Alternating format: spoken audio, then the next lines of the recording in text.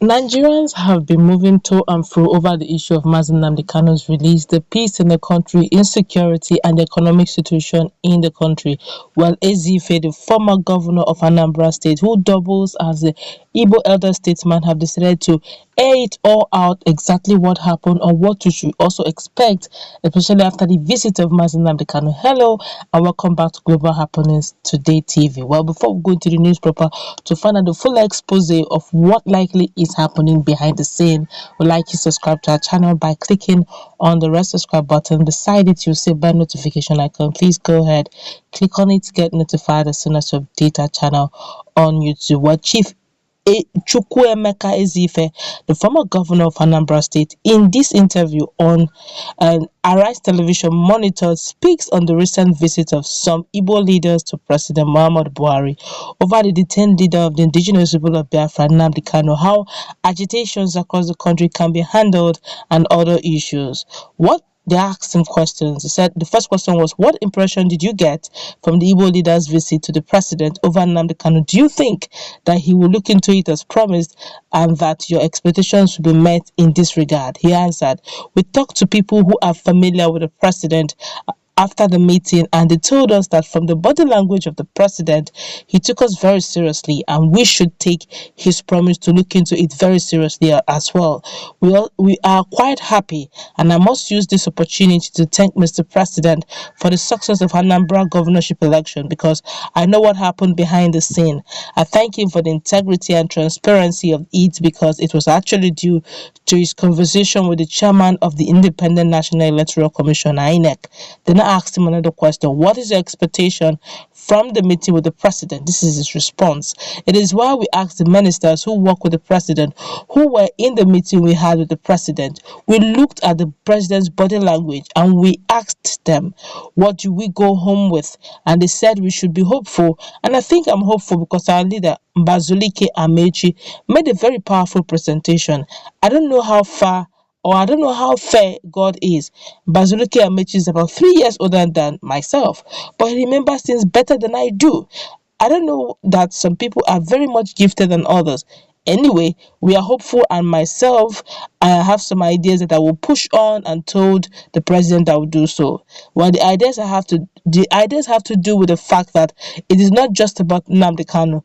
We have Sunday Igboho, we have the Middle Belt, we have the Ijo, we have some South people, and we also have the Oduduwa people. One way or another, it may be necessary to put all this together because all of them are complaining about not being comfortable with the Nigerian situation. I think it is better to deal with them in a comprehensive way, and I mentioned it to the president, and he said I should go ahead and submit my proposal.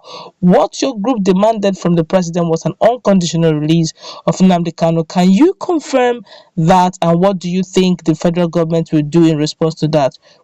Well, then we will release is release. Well, release is release. They asked him a question. This is the response he gave. So, well, release is release. Okay, Mbazulike Amechi spoke for us. He made guarantees and he made assurances about our ability to control the situation after his release. But we don't know how the president saw that. But the way he treated us, I must say we were very happy. He was so punctual. He didn't keep us waiting for 1 minute. In fact, we kept him waiting. And the way he spoke to us, for me, that was the first time I would see him in a long time. The first time was in his house in Kaduna. This time I was looking at him and he sounded very genuine. They asked him another question. With all these meetings happening, is it safe to say that the peace is coming back to Southeast? And secondly, are you people talking to the indigenous people of Biafra?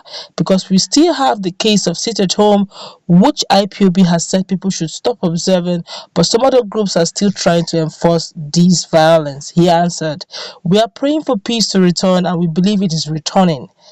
Our God answers prayers. Do you know that the success of Anambra governorship election is a proof that our God answers prayers?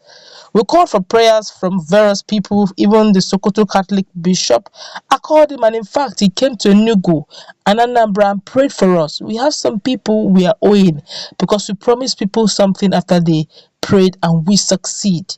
I think God answers prayers and peace will return to Anambra. And I find some of the boys in IPOB, the big ones, very reasonable. It was a difficult thing, but eventually they called off the sit at home because some people are making money from this kind of thing, this kind of situation. Those who are not at the core of this thing are the ones exploiting the fears of the people. I sent my personal assistant to go and get petrol. Do you know that he came back and said that the petrol stations are not open because today is Monday, and they are still talking about sitting at home? I must confess that when the first sit at home was announced, I challenged it, and the head of IPB gave instructions that it should be done away with. But you have seen now that it has continued, so people are gaining from it. But we pray to God we pray God to get to the heart of all those who are gaining from it. We are aggressive business people everywhere in the world, and some are saying that people in the East should sit at home. It is very wrong. How do you feed your children? It is not in our interest to bring down ourselves because some people are bringing us down. That is why we have been begging for some of the people to understand the situation. The leadership of the indigenous people of Biafra understands, and it is not interested in sit at home. But some other people, I don't know who they are, but they are imposing difficulties on our people. Then I asked him, Chief Mbazulike Amechi assured the president that if Nnamdi Kanu is released, he would guarantee that there will be no form of agitation again from IPOB. Can he really guarantee that? That's a very strong question. And he answered, there is a way I think it can be done, and it brings peace. But I don't think Mbazulike Amechi guaranteed no agitation anymore, because I was there. That is withdrawal of people's freedom. So I think the president cannot jump at that, but there are things the president said that made us very happy. He made reference to how they brought Kanu back home without dealing with him over there in Kenya. So I think reason is coming to Nigeria, and the president may in fact launch a new Nigeria with how he handles the protests from across the country. 4 zones out of 6 are protesting, and I'm not sure that the northeast and northwest are totally happy with the situation. The southeast, the southwest, the middle belt, and within south Ijo even alone, apart from the general south is protesting. You're right, nobody can guarantee that, but effort will be made, and if we take a comprehensive deep look into the various protests, we can launch a new Nigeria before the president leaves the office. Then I asked him, there are criticisms from some Nigerians, especially the Arewa Consultative Forum, that the demand of the Igbo leaders would contradict the principle of separation of power. How do you address such criticism?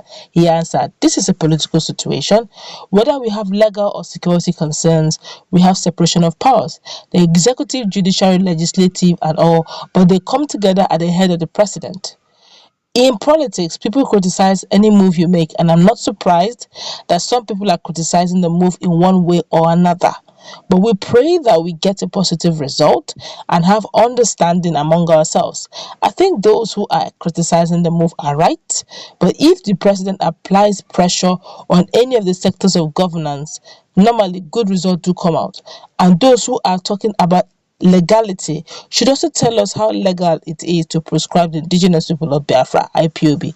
Is IPOB a terrorist organization, or is it a freedom fighting organization? I don't know why we should not think both sides before arriving at our criticism. But anyway, it is a political situation, and many people will have different ideas about how to approach it.